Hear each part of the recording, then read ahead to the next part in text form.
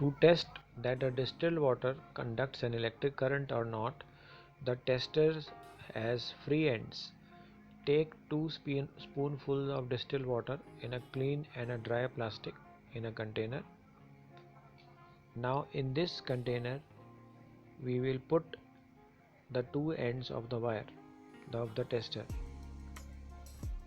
This you can get distilled water from your home. At home you must be having distilled water if you have an inverter. So we add distilled water in the inverter. Use the tester to test whether distilled water conducts electricity or not. We will see that distilled water does not conduct electric current and there is no deflection in the magnetic needle if we are using a magnetic compass.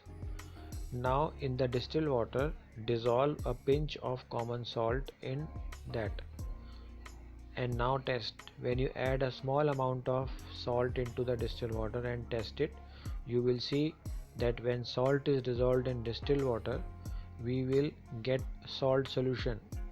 This salt solution conducts electricity. So why does this happen? Because distilled water is free of impurities. It does not contain any charged particles which are called ions. These ions make a substance good conductor or a bad conductor.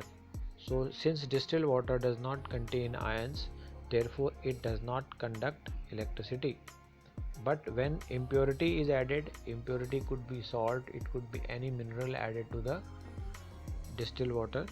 The distilled water acquires charged particles and therefore the electricity is conducted by it. The water that we get from sources such as tap, hand pumps and other pond is not pure. It may contain several impurities. So this type of water which we get from tap contains impurities or minerals which make the tap water a good conductor of electricity.